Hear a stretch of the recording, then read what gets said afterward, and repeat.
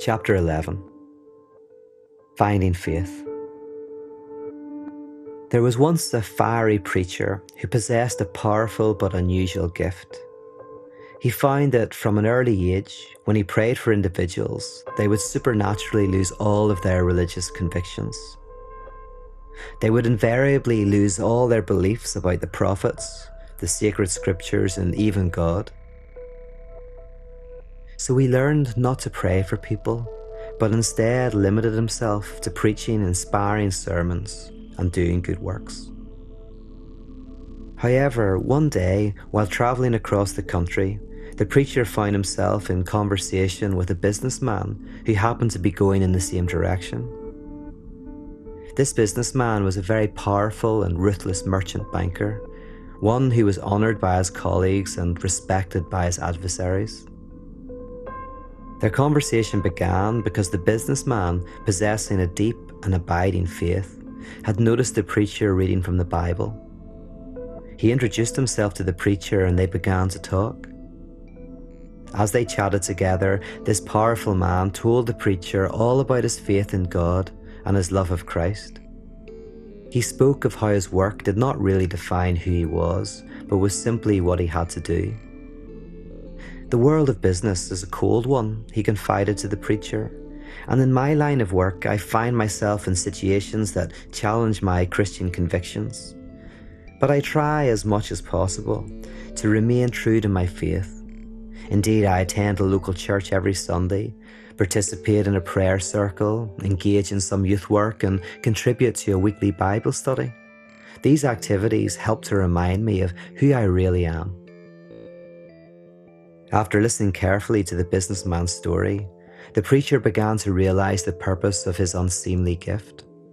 So he turned to the businessman and said, "Would you allow me to pray a blessing into your life?" The businessman readily agreed, unaware of what would happen. Sure enough, after the preacher had muttered a simple prayer, the man opened his eyes in astonishment. "What a fool I've been all these years. It's clear to me now that there's no God above who is looking out for me, and that there are no sacred texts to guide me. There's no spirit to inspire and protect me." As they parted company, the businessman, still confused by what had taken place, returned home. But now that he no longer had any religious beliefs, he began to find it increasingly difficult to continue in his line of work. Faced with the fact that he was now just a hard-nosed businessman working in a corrupt system rather than a man of God, he began to despise his activity. Within months he had a breakdown and soon afterwards gave up his line of work completely. Feeling better about himself, he then went on to give to the poor all the riches he had accumulated and began to use his considerable managerial expertise to challenge the very system he once participated in, and to help those who had been oppressed by it. One day, many years later, he happened upon the preacher again while walking through town. He ran over, fell at the preacher's feet, and began to weep with joy. Eventually, he looked up at the preacher and smiled. "Thank you, my dear friend, for helping me to discover my faith."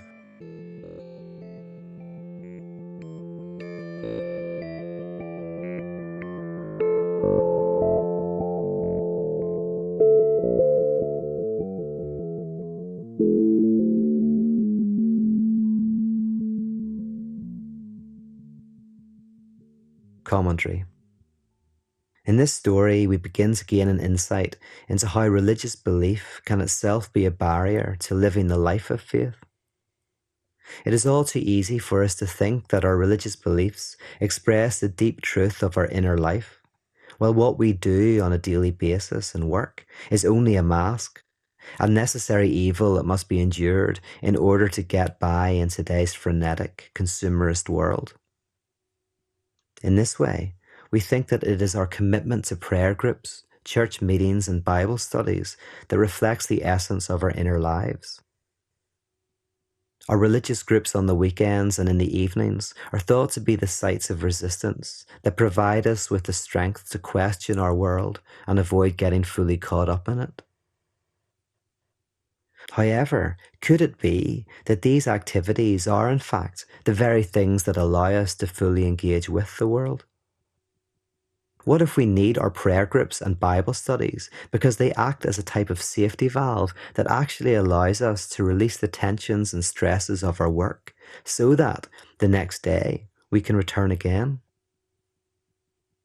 If this is so, then the activities that we think critique the unjust world are really the very activities that this world requires in order to run smoothly. Our church activities are then nothing more than a type of air vent in the machine. This logic is beautifully expressed in the Matrix trilogy. In the first film, we learn that there is a city where people are free from the AI prison where the majority of humans are held, and that Neo is the hero who can bring freedom.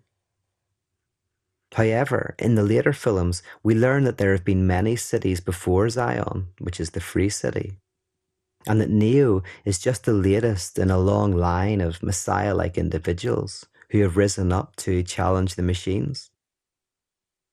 Furthermore, we learn that the machines are actually behind what initially seems to be the very force that would threaten them.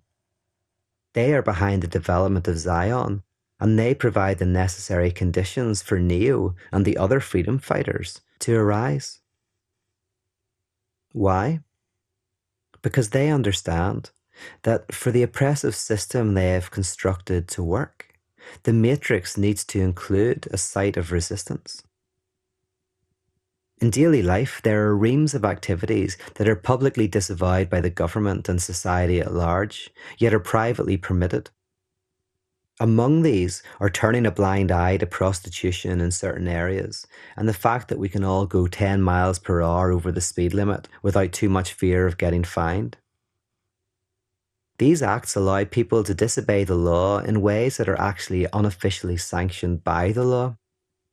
We who engage in such state-sanctioned transgressions are otherwise good law-abiding citizens. Indeed, our ability to break the law in small ways is part of what keeps us law-abiding the rest of the time. If we were not able to engage in small acts of transgression, if the law were absolutely unbending, then we would begin to rebel against it in a fundamental way. By creating leniency within the law is not experienced as oppressive and is thus more likely to be accepted with all its flaws. In the previous story, I attempt to explore and critique this problem by putting into fictional form the insights of the theologian Dietrich Bonhoeffer in the Letters and Papers from Prison. Here, Bonhoeffer rejected religion because he felt that it places God on the outer edges of life as the answer to our current ignorance. For example, as the name we give to the one who created the world, or as the one we turn to in the private sphere, such as at church and in the home. Bonhoeffer rejected this and refused to give God a place in the world, because when God is given a place, God is confined to a specific location, and that location is usually on the edges of life. Instead, he advocated an existence fully immersed in the world, utterly taken up by the concerns of the world, one that pours itself out in the joys and sufferings of the world.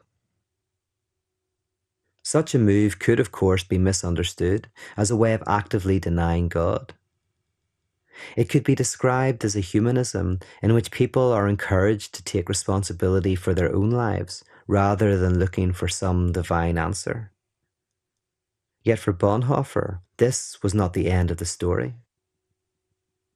If religion gives God a place and humanism denies that place, then he claimed that Christianity fully embraces this humanism, not as a way of denying God, but as a way of fully affirming God.